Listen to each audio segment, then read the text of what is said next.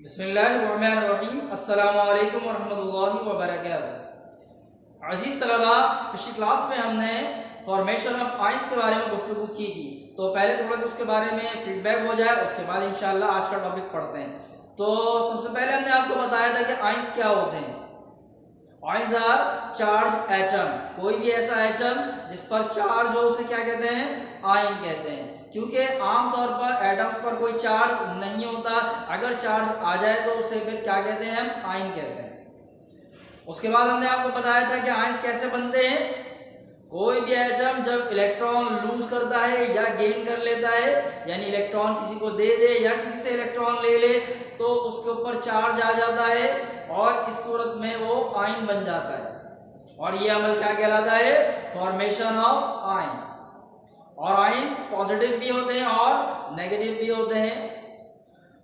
वो एटम्स जो इलेक्ट्रॉन वसूल करते हैं, गेन करते हैं, वो नेगेटिव आयन बनाते हैं। और वो एटम जो इलेक्ट्रॉन डोनेट कर देते हैं, लॉस कर देते हैं, किसी को दे देते हैं, वो कैसे आयन बनाते हैं?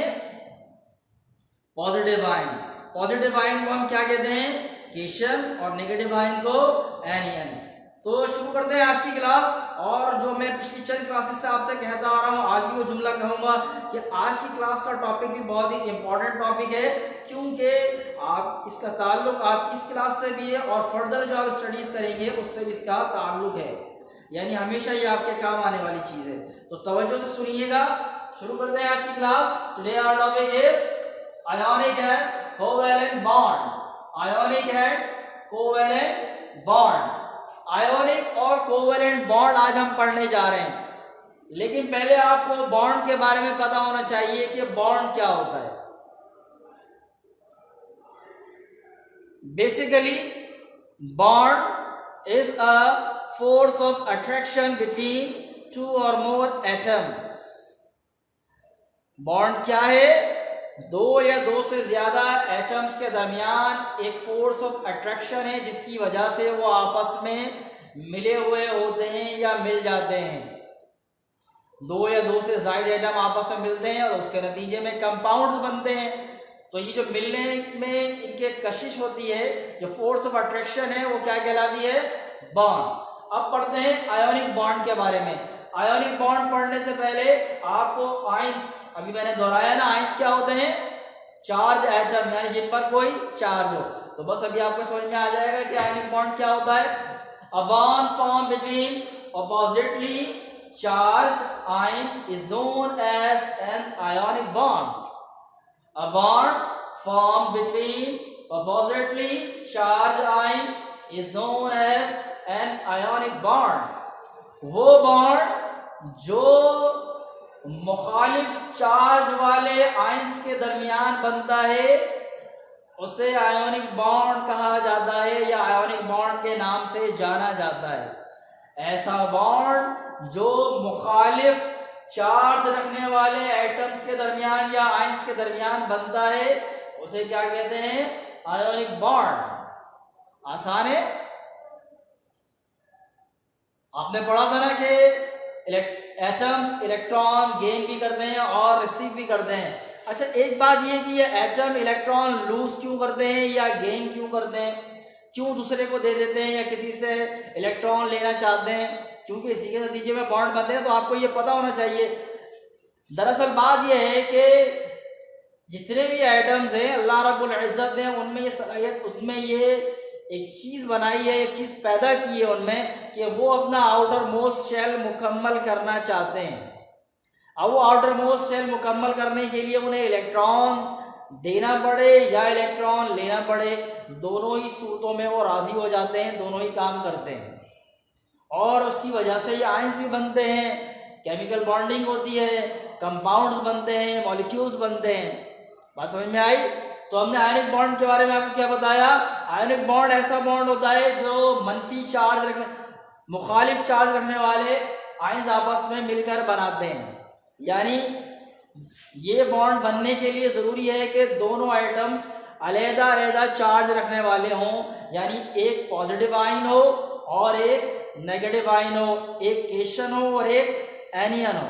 तो ये केशन और एनिन आपस में मिलते हैं, तो इन दोनों के आपस में मिलने की वजह से जो बॉन्ड बनता है उसे क्या कहते हैं? Ionic bond. मिसाल के तौर पर bond between sodium and chlorine atom in sodium chloride. Sodium chloride एक कंपाउंड है, ये कॉमन सॉल्ट, नमक जो आप खानों में इस्तेमाल करते हैं, इसका जो केमिकल नेम है वो क्या है? Sodium chloride. ये सोडियम और क्लोरीन के मिलने से बनता है। किस तरह बनता है? सोडियम अपना एक इलेक्ट्रॉन क्लोरीन को दे देता है, इससे इन दोनों के आउटर मोस्ट शेल मुकम्मल हो जाते हैं और दोनों पर ही चार्ज आ जाता है। सोडियम पर एक इलेक्ट्रॉन लूज करने की वजह से पॉजिटिव चार्ज बढ़ जाता है और क्लोरीन एक एटम रिसीव करता है तो इस पर नेगेटिव चार्ज हो जाता है। अब ये दोनों ही चार्ज होगा, यानी दोनों आयन बन गए, दोनों आयन बन गए और दोनों पर मुखालिफ चार्ज है, यानी एक पर पॉजिटिव है और एक पर नेगेटिव, तो ये दोनों आपस में मिल जाते हैं, बॉन्ड बना लेते हैं और उस बॉन्ड को हम क्या कहते हैं? Ionic bond. क्योंकि ये आयंस के दरमियान बना है, आयंस के आपस में मिलने की वजह से बना है। तो पता चला किस तरह होता है सोडियम क्लोराइड में सोडियम और क्लोरीन आपस में किस तरह मिलते हैं। उसके बाद बात करते हैं दूसरी टाइप, कोवेलेंट बॉन्ड।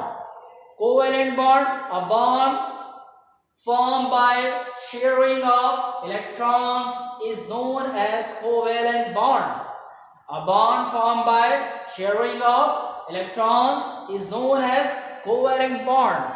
ऐसा बॉन्ड जो इलेक्ट्रॉन्स की शेयरिंग की वजह से बनता है, उस बॉन्ड को हम कोवेलेंट बॉन्ड के नाम से जानते हैं या पहचानते हैं।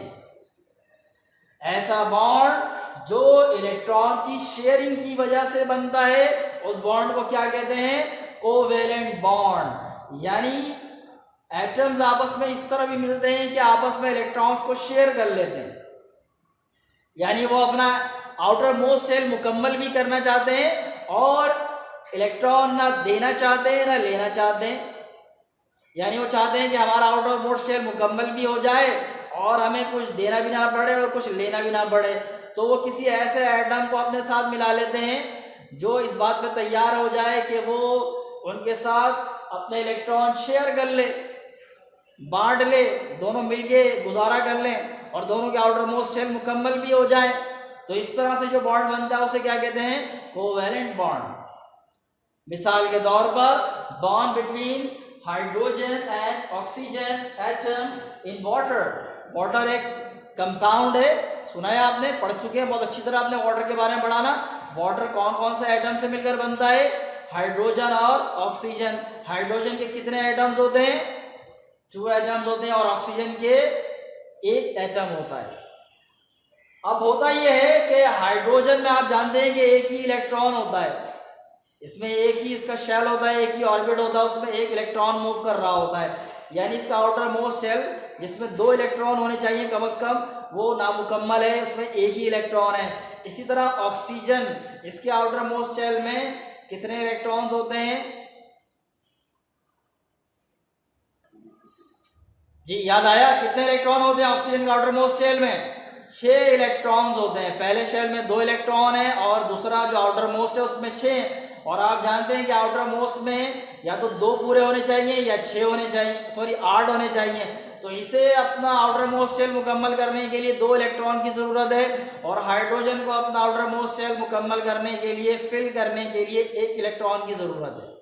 तो ये 2 हाइड्रोजन एटम्स को बुला लेता है अपने पास, उनसे कहता है जी हम लोग आपस में शेयरिंग कर लेते हैं, आपके पास दोनों के पास 1-1 इलेक्ट्रॉन है, मेरे पास यहाँ 6 इलेक्ट्रॉन है, तो हमें आपस में शेयर करते हैं इलेक्ट्रॉन को और आपस में मिल जाते हैं। तो इस तरह इलेक्ट्रॉन की शेयरिंग से इनमें कोवेलेंट बॉन्ड बन जाता है और कंपाउंड क्या बनता है? वाटर। इस तरह की और भी एग्जांपल्स हैं, लेकिन कोवेलेंट बॉन्ड जो है बहुत कम कंपाउंड्स में बनते हैं या कोवेलेंट बॉन्ड बहुत कम होते हैं, ज़्यादातर आयोनिक बॉन्ड होते हैं। सही। तो आज की क्लास में हमने क्या क्या पढ़ा? आज की क्लास में हमने आयोनिक और कोवेलेंट बॉन्ड के बारे में पढ़ा और उसके साथ साथ हमने आपको बॉन्ड की तारीफ भी पढ़ाई थी, केमिकल बॉन्ड की तारीफ। तो आयोनिक बॉन्ड क्या होता है? हमारा मेन टॉपिक तो ये 2 बॉन्ड थे।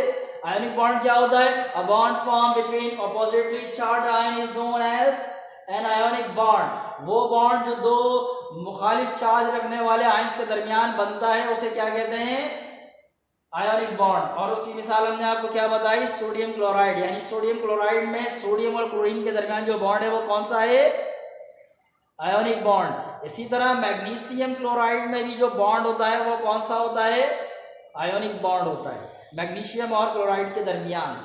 उसके बाद दूसरा बॉन्ड हमने आपको बताया covalent bond, a bond form by the sharing of electron is known as covalent bond. ऐसा बॉन्ड जो इलेक्ट्रॉन की शेयरिंग की वजह से बनता है उसे क्या कहते हैं, कोवेलेंट बॉन्ड कहते हैं। मिसाल के तौर पर bond between hydrogen and oxygen atom in water, water के जो कंपाउंड है उसमें हाइड्रोजन और ऑक्सीजन के दरमियान जो बॉन्ड बनता है वो कौन सा बॉन्ड होता है, कोवेलेंट बॉन्ड होता है। इसमें दो हाइड्रोजन एटम और एक ऑक्सीजन एटम आपस में इलेक्ट्रॉन को शेयर करते हैं और उसकी वजह से एक कंपाउंड बनता है जिसे हम वाटर कहते हैं।